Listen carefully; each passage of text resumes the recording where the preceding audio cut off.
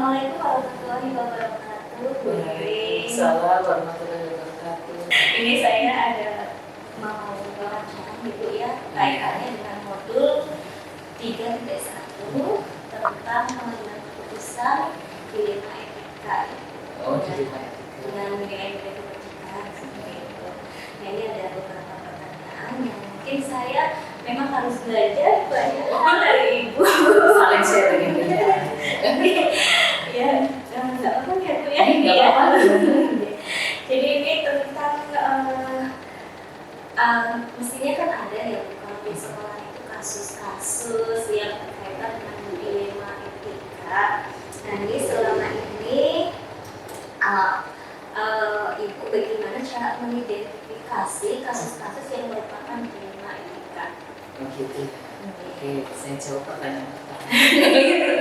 Jadi gini ya, sebagai seorang pimpinan di satuan pendidikan itu memang kita pasti dan itu akan selalu dihadapkan tantangan. Saya biasanya kan mengubah masalah itu menjadi tantangan biar nanti kita ke depan mendekat dan ada solusinya gitu. Kita harus bisa mengambil suatu keputusan dan keputusan itu kadang harus diambil cepat dan kadang juga harus diambil dalam waktu jangka panjang. Jadi kita lihat seberapa sih, apakah itu ukurannya skalanya kecil, ataukah sedang, ataukah berat. Kemudian selama menjadi kepala sekolah, bagaimana Ibu mengambil keputusan, terutama untuk kasus-kasus di mana ada dua kepentingan yang tadi ya Ibu bilang sama-sama benar, atau sama-sama mengambil nilai kebajikan. Ada begitu ya, betul sekali. Ya, Ya perlu telah bilang seperti itu ya. Iya, jadi selama ini saya dalam mengambil suatu keputusan terkait dengan tadi dilema etika, kita harus benar-benar melihat apakah tantangan atau permasalahan itu dengan kita harus berdasarkan bagaimana sih dalam pengambilan keputusan ada cara berpikirnya dulu. Di situ ada 3 cara berpikir, bagaimana apakah kita mau melihat untuk kepentingan orang banyak, jadi di situ cara berpikir dengan berbasis pada hasil akhirnya, ataukah cara berpikir berdasarkan dengan peraturan, jadi di situ kita menjunjung nilai-nilai tinggi dalam diri kita, dan yang terakhir itu cara berpikir berdasarkan rasa peduli. Jadi di situ kita mengharapkan apa yang orang lain itu ingin dilakukan seperti kita lakukannya, gitu ya, seperti itu. Kita harus mempertimbangkan 3 cara berpikir.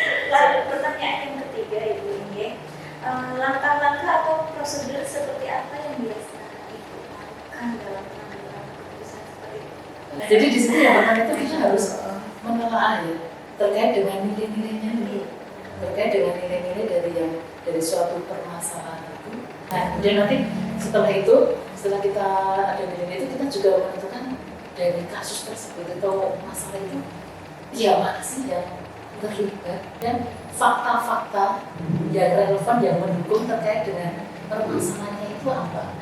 Kemudian kita juga harus melihat bisa menguji benar PS benarnya. PS benar-benar benar, kemudian juga nanti di situ ada paradigma sebelum tetapi itu ada benar lawan salah, itu kan yang lebih mudah ya. Itu bisa dengan menguji dengan pakai uji lega atau regulasi. Kemudian yang keempat paradigma itu, kemudian setelah itu kita benar-benar bisa memilih adanya suatu prinsip resolusi. Di situ perlu adanya suatu prinsip resolusi dari 3 cara berpikir tadi. Kemudian kita juga harus investigasi terkait dengan dilema atau solusi alternatif. Kan kadang biasanya ada suatu masalah, kita milih solusinya itu biasanya A atau B. Tapi kita harus mencoba mencari barangkali solusi ketiga ini malah yang kita pakai gitu. Nah setelah itu tahapannya tadi sudah, kemudian yang kedua itu mengambil keputusan. Dan itu belum selesai Bu, sampai mengambil keputusannya. Ada kata terakhir. Jadi setelah kita sudah mengambil keputusan, kita perlu adanya suatu refleksi. Hal-hal apa saja yang selama ini setelah menjadi kepala sekolah ini yang dianggap efektif dalam pengambilan keputusan pada kasus-kasus dilema etika? Kita lihat kasusnya itu perlu mengambil keputusan dalam waktu cepat atau panjang. Kalau cepat ya, dan itu mungkin kelasnya masih ringan dan kita harus cepat saat itu, ya kita harus berani mengambil suatu keputusan. Iya, biar masalahnya cepat selesai. Dan terkait di satuan pendidikan itu kalau permasalahan itu kan tidak semuanya langsung ke kepala sekolah. Kan di sini juga ada orang tua dari peserta didik, yaitu wali kelasnya. Nah, coba di sini jika ada permasalahan seandainya ini terkait dengan peserta didik, wali kelasnya dulu bisa nggak ini menangani? Seandainya udah oke, udah bisa, udah selesai. Tetapi nanti kalau kasusnya itu memang perlu adanya suatu naik, kita wali kelas koordinasi dengan guru. Belum selesai juga, naik lagi ke tim manajemen.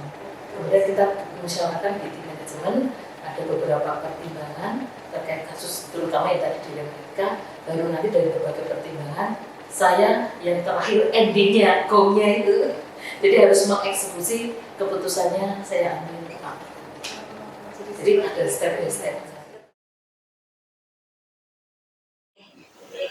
Dengan Bapak Hadi Wiranto, luar biasa Bapak. Langsung saja ya Bapak. Ini beberapa pertanyaannya. Apakah tantangan, kan mesti ada tantangannya ya Pak ya? Tantangan dalam pengambilan keputusan itu, misal Bapak mengambil keputusan ada tantangan nih. Nah itu hal-hal apa saja yang mungkin kira-kira umumnya aja deh Bapak dalam mengambil keputusan itu? Jelas itu namanya kita ya keluarga, walaupun sekolah ini juga keluarga, pasti ada juga yang namanya anak kadang-kadang ayam saja satu tarangan tidak sama. Nah kita harus ya sedikit demi sedikit yang harus tahu lah karakter masing-masing. Nah itu setelah nanti sudah tahu karakternya, oh iya ini karakternya seperti ini. Kalau nanti kita ambil ya keputusan seperti ini mungkin akan menyakitkan. Coba tidak menyakitkan seperti apa? Apakah Bapak punya jadwal tertentu dalam penyelesaian masalah ini, atau Bapak langsung menyelesaikannya ketika ada masalah, atau bentuk prosedurnya seperti apa? Ini sudah terjadwal, jadi setiap seminggu sekali, jadi nanti ada briefing. Nah, ada briefing dalam ini, jadi nanti ada keluhan-keluhan apa. Jangan sampai nanti dari cuma apa ya, air setitik, nila setitik merusak susu bebelangan. Jadi nanti kalau ada masukan-masukan di ini ada masalah ini, kalau mungkin dari guru, dari wali kelas ini, ada anak yang seperti ini gimana. Jadi jangan sampai itu apa ya? Menjadi masalah. Jadi kalau ada anak yang nggak masuk 2 hari saja tanpa izin langsung. Jadi wali kelas itu langsung ya home visit gitu. Apakah ada seseorang atau faktor-faktor apa saja yang selama ini mempermudah Bapak dalam pengambilan keputusan? Alhamdulillah ini untuk dalam mengambil keputusan ini kami dimudahkan karena apa? Jadi untuk tata krama di sini sopan santun ini sudah ditanamkan dari awal, khususnya ini dalam hal agama. Jadi sudah menjadi bukan kewajiban tapi jadi kalau Senin sama Kamis ya puasa sunnah.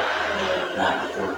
Terus kalau hari itu jangan sampai ada kegiatan-kegiatan yang mungkin ada makan atau apa gitu. Jadi pembiasaan. Dan juga setiap Jumat mesti ada pembiasaan, yaitu stadion general. Jadi nanti di situ ada kultum dari guru, dari ustadz, juga mungkin dari anak. Jadi di sini ibaratnya walaupun toh itu mungkin sifatnya karyawan, tapi kalau ilmunya lebih tinggi kita minta ketuanya supaya jalinan kekeluargaan di SMP Muhammadiyah ini bisa langgeng gitu. Jangan sampai terjadi hal-hal yang kurang. Dari semua hal yang tadi sudah disampaikan oleh Bapak, mungkin kan ada pembelajaran yang bisa dipetik yang mungkin dari pengalaman Bapak pengambilan keputusan itu, pembelajarannya apa yang bisa diambil hikmahnya? Ada pepatah Jawa, ya. Apa itu? Beliau tahu pinter durung lakoni. Jadi kita memandang orang itu jangan karena undur makila wala tangdur makol. Apa Ya. ya? Jangan melihat yang membawa, lihatlah yang iya. yang dibawa. Jadi kita ke siapapun ya kita harus ya menghargai. Iya. Kadang-kadang dari mulut seorang tukang sapu itu ada yang ya luar biasa. Jadi saripatinya Ya, yang kita harus semuanya itu masukan-masukan itu harus kita terima, kita olah. Bapak terima kasih, mungkin itu saja pertanyaan-pertanyaan agar saya dapat belajar banyak dari Bapak, terutamanya tentang pengambilan keputusan dilema etika yang dengan menggunakan prinsip-prinsip nilai kebajikan ya Bapak ya. Dan tadi luar biasa banget, saya sudah banyak belajar, ada istilah-istilah Jawa, ada prinsip-prinsip apa yang menurut saya luar biasa yang saya harus mungkin juga bisa tanamkan ke diri saya gitu ya pribadi. Oke, demikian itu adalah hasil wawancara dengan Pak Hadirianto selaku Kepala Sekolah SMP Muhammadiyah 1 Wanarja. Terima kasih Bapak. Iya, sama-sama. Assalamualaikum warahmatullahi wabarakatuh. Waalaikumsalam warahmatullahi wabarakatuh.